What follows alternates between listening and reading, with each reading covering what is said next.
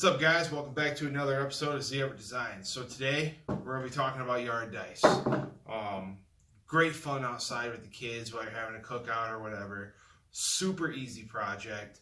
We're going to dive straight into it. I'm going to make a set very similar to these ones, but this is my personal set. So we're going to go straight from scratch and we're going to start right now.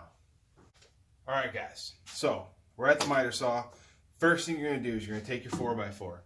4x4 is actually 3.5 by 3.5. Now to make perfectly square dice, we're going to measure down 3.5. So what I do, I take it here,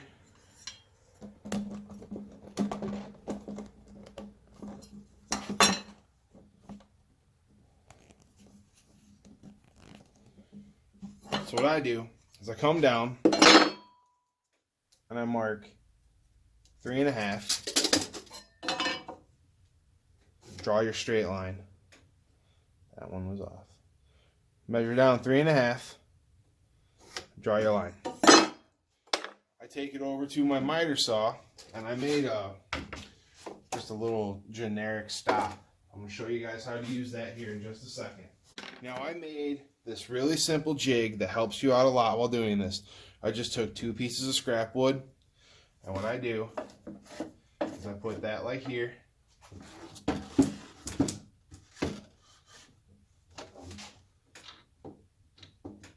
Get your blade lined up just right. Slide that in.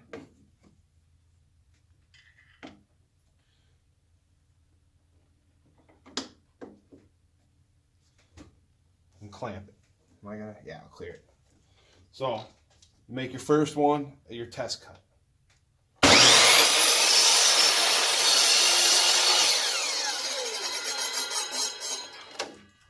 I did not clear it.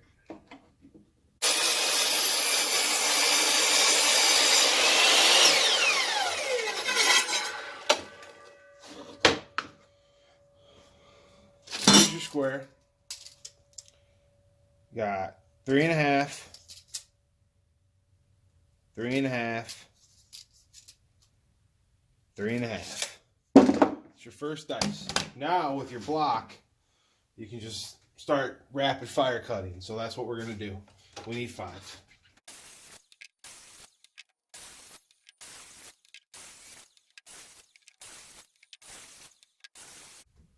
All right, now that we have our 4 blocks, we're going to take a template that you can get on Google. Just Google yard dice template. You'll see this come up. It's 7 dots. Get this one. The other ones don't work nearly as good. I really like this one. So what we're going to do is we're going to take this template and a wood punch, and we're going to start punching the center and making a spot for our drill later to drill the hole for the dice. At this point, you can go one of 2 ways. I prefer to use a 3/4 inch forstner bit, and I drill just a tiny little hole, and I put different color paint in there. Some people just paint a hole with like a stamp or with a brush. I know I've seen one guy, he took a piece of metal, he cut a circle out, and he would burn his dots on. You can do it however you want. This is just the way I prefer to do it. But when you're doing dice, one thing that I learned is no matter which way you're looking at the dice, like the 6, the opposite side is going to always equal 7. So if you're doing 6, 1. If you're doing 2, then it's 5. That's important. I didn't realize that at first, and I have a couple dice that are all wompy, but keep that in mind. So start punching some holes, and then we're going to get the drill press set up, get the Forstner bit out, and start drilling. Alright, so this is that template I was talking about. It's just a piece of paper, some dots on it with some lines. You want to line that up nice on your square, and we're going to start with 6. So then you punch a hole, punch a hole, punch a hole,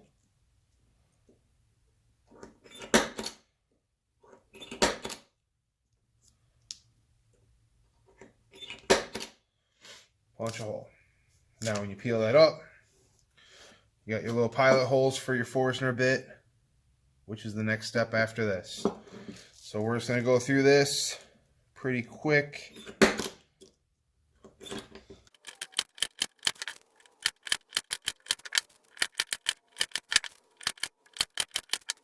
Alright, now that we got the side with the 6 holes done, the best way I have found to do it is just to flip it over.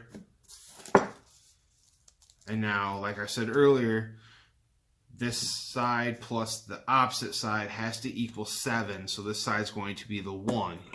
So just do the 1. Okay. Now at this point, you can literally do it however you want.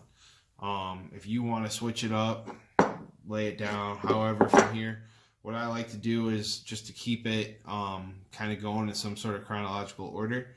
I lay it on its side, and I will do the 5 now.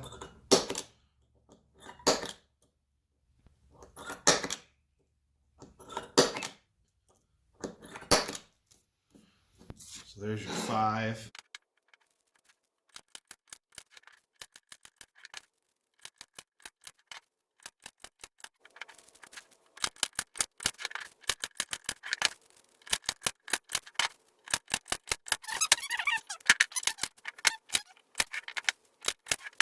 Alright guys, so my holes have all been punched, and we are going to set up the drill press and get the Forstner bit in, and we're going to start drilling out these holes. So I will see you back at the workbench in a minute.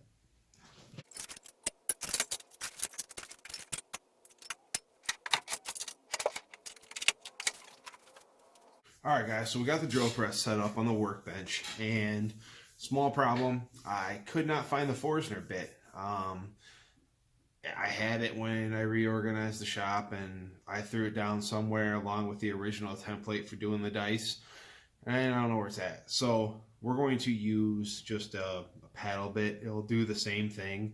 It's just the holes don't come out as clean. You just have to go a little bit slower. So we're going to get started on cutting these holes, and then we're going to get to the router table, sanding, painting, and finishing. So let's get to work.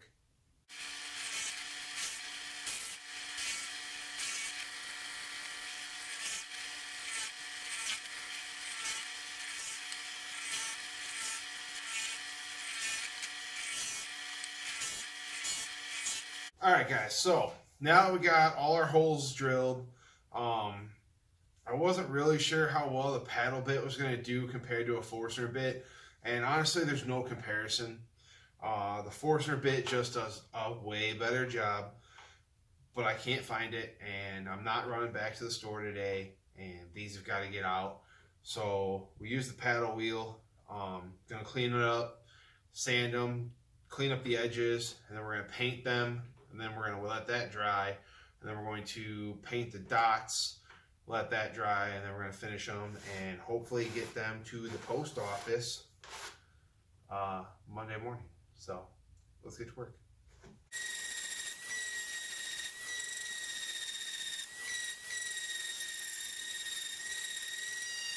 Now that we have the surfaces all sanded down nice and smooth, we're going to take it to the belt sander, and we're going to just round over all of the edges.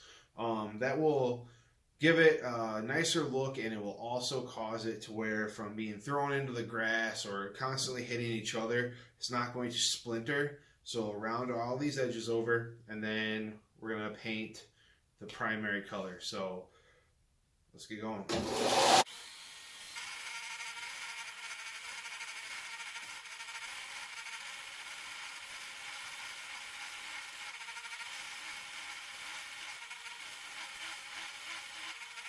Alright guys, now that everything's sanded, rounded over, all the holes are drilled, what we're going to do is we're going to put on the customer's desired finish.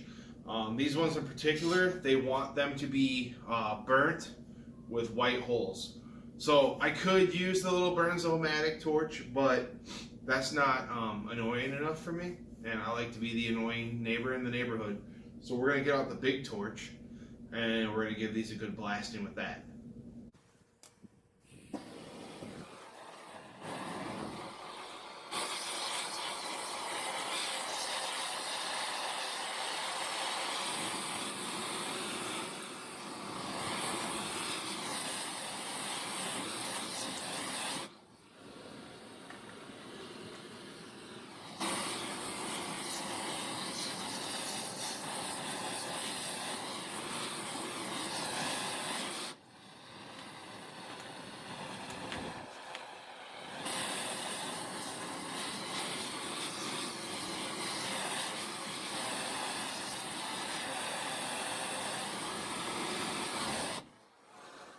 Alright guys, so now they're hot.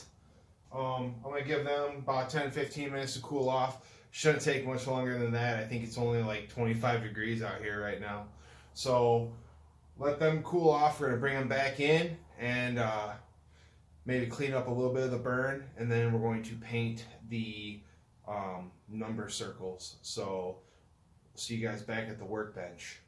Alright guys, so now that you have your dice either burned or painted or whatever, I'm going to show you how to do the dots on the dice. Now the easiest way I have found is I go and get some of this acrylic paint. I think they're like 99 cents at Walmart. And then I use Q-tips. It makes it real easy to get in that hole and keep it from coming onto the outside surface. So I do it right out of the bottle.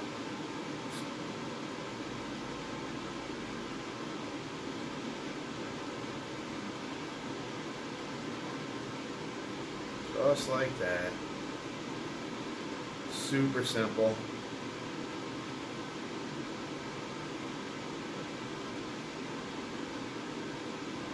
You might have to do, sometimes, depending on how deep the hole is, you might be able to get away with one if it's not that deep. If it's a little bit deeper, you gotta go 2 coats.